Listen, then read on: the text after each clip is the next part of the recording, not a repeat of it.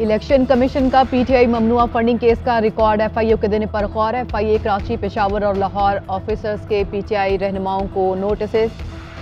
असद कैसर, इमरान इस्माइल, सीमा सया और महमूद रशीद 11 अगस्त को तलब। दूसरे मरहले में नजीब हारून को भी तलब किए जाने का इम्कान। एफआईए मुख्तलिफ बैंक से 400 से ज्यादा अकाउंट्स की भी जांच पड़ताल करेगी।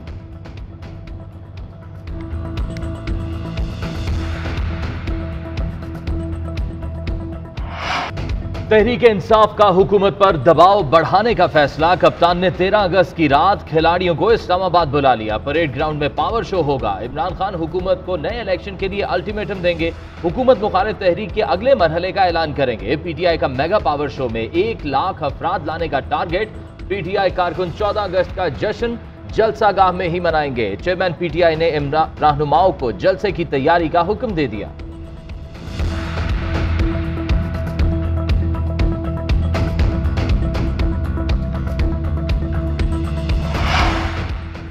मुल्क डिफॉल्ट की तरफ जा रहा है। ज़र मुबादला के ज़खायर, तरसीलात और एक्सपोर्ट कम हो रही हैं।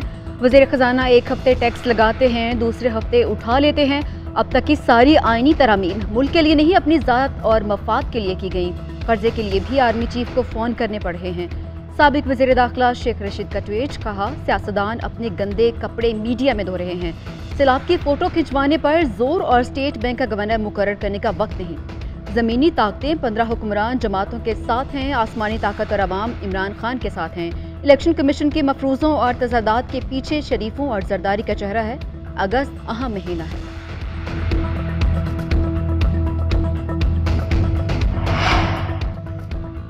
इमरान खान ने फौरन फंडिंग लेकर कश्मीर का सौदा किया। जलसों और धरनों के लिए फौरन फंडिंग होती रही। खैरात का पैसा सियासी मकासद के लिए इस्तेमाल होता रहा। इमरान खान की चोरी साबित हो चुकी। चेयरमैन तहरीक इंसाफ ने ताहिर इकबाल, मोहम्मद रफीक समेत 4 मुलाजमीन के नाम पर बैरून मुल्क से पैसे मंगवाए। वफाकी वज़ीर इत्तलात मरियम औरंगज़ेब का कहना है कि आइन के तहत कोई भी सियासी जमात फौरन फंडिंग नहीं ले सकती। इमरान खान ने अदम इस्तेहकाम पैदा करके मुल्क को नुकसान पहुंचाया।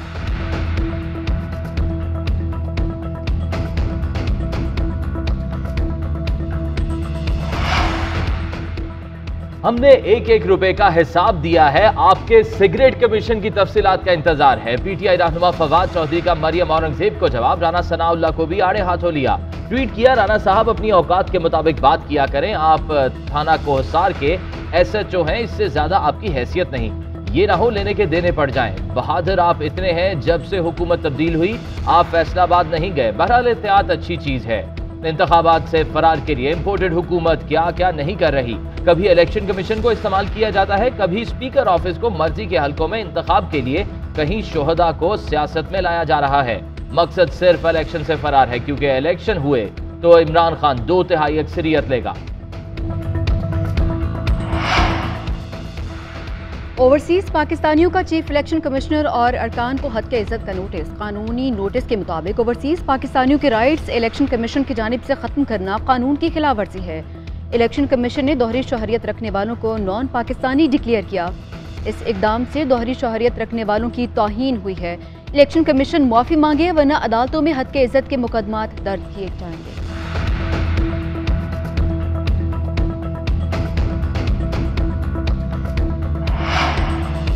वोट को इज्जत दो का खोखला नारा अपनी मौत आप मर चुका। अवाम ने ज़िमनी इलेक्शन में PDM की मनफी सियासत दफन कर दी। चौधरी परवेज लाही की इरकान पंजाब असेंबली से मुलाकात में गुफ्तगू। कहते हैं पाकिस्तान में अब सिर्फ दियानतदारी की ही सियासत चलेगी। मिलकर सूबे के अवाम की खिदमत करेंगे।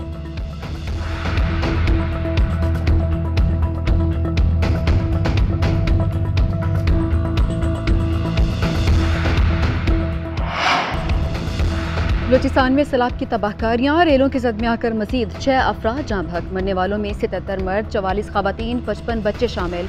हलाकतों की तादाद 176 हो गई। 18,087 मकानात तबाह हुए।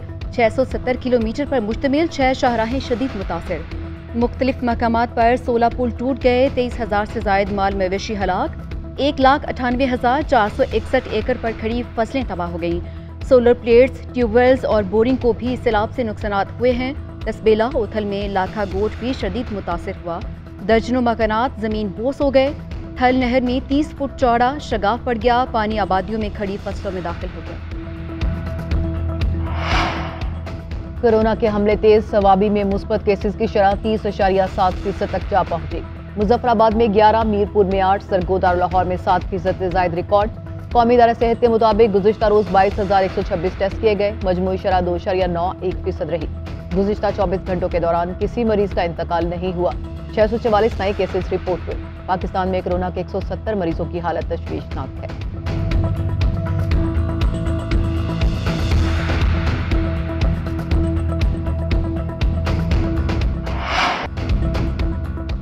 मुल्क भर की मार्केट्स और बाजारों में महंगाई का राज। इस्लामाबाद में एक हफ्ते के दौरान दालों की कीमत में 20 से 40 रुपए फी किलो इजाफा। दाल माश 400, दाल मसूर 360 रुपए में फरोख्त की जाने लगी। मुहर्रम उल हराम ने नजर न्याज के बायस तलब में इजाफा। कराची में चिकन एक बार फिर महंगा हो गया, 450 रुपए फी किलो में फरोख्त। लाहौर में सरकारी रेट लिस्ट पर खरीदारी ख्वाब बन गई। दुकानदार सब्जियां मनमाने निर्खों पर फरोख्त करने लगे। फैसलाबाद में दालें और चावल भी कुव्वत खरीद से बाहर। चावल 220 रुपए फी किलो, दाल माश 400 और चने 300 रुपए फी किलो में फरोख्त होने लगे।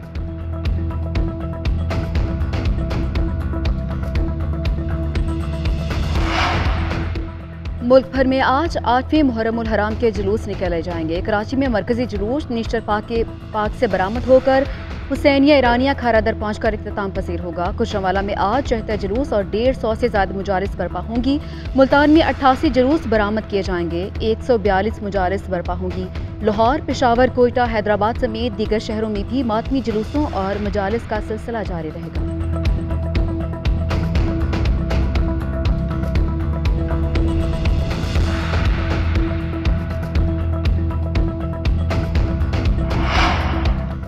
मुल्क भर में जुलूसों के रूट्स पर इंटरनेट सर्विस मुअत्तल, मोबाइल फोन के सिग्नल भी जैम। कराची में ग्रीन लाइन बस सर्विस मुअत्तल है। लाहौर और इस्लामाबाद में मेट्रो बस सर्विस कल बंद होगी। मुल्क भर में आज़ादारी जुलूसों और मजालिस के लिए सिक्योरिटी के सख्त इंतजाम।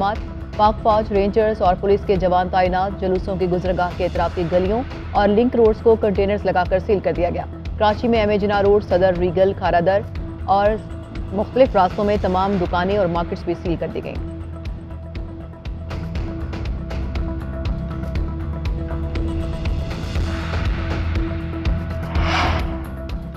मुल्क में बिजली का शॉर्टफॉल एक बार फिर बढ़ने लगा। मजमूई शॉर्टफॉल 6,439 मेगावाट तक जा पहुंचा। बिजली की तलब 24,900 मेगावाट और पैदावार कम होकर 18,461 मेगावाट रह गई। मुल्क के मुख्तलिफ इलाकों में 8 घंटे तक बिजली की लोड शेडिंग की जा रही है। कराची में बिजली का बहरान बरकरार। 400 मेगावाट शॉर्टफॉल पूरा करने के लिए 12 से 14 घंटे की load shedding. Kharadar, Lyari, Korangi, Orangi, Malir, Landhi, Sarjani town और दीगर इलाकों में बिजली की आनिया जानिया अवाम के मामूलाते जिंदगी दरहम बरहम हो गए।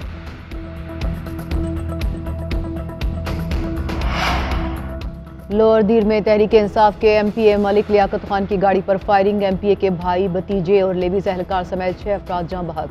रुकन असेंबली मलिक लियाकत खान समेत 4 अफराद जख्मी। लाशें और जख्मियों को हॉस्पिटल मुंतकिल कर दिया गया। तीमरगरा हॉस्पिटल इंतजामिया के मुताबिक लियाकत खान की हालत खतरे से बाहर है।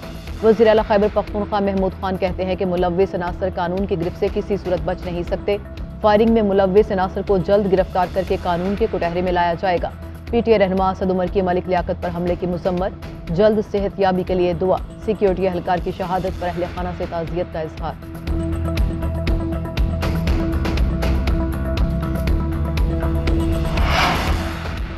कोयटा में असातिज़ा हुकूक के लिए सड़कों पर। गवर्नमेंट टीचर्स एसोसिएशन का मुतालबात के हक में एहतजाज। कोयटा प्रेस क्लब के बाहर 21 रोज से एहतजाजी कैंप कायम। शुरका ने भूख हड़ताल भी शुरू कर दी। 19 निकाती मुतालबात पूरे होने तक एहतजाज और भूख हड़ताल खत्म न करने का ऐलान।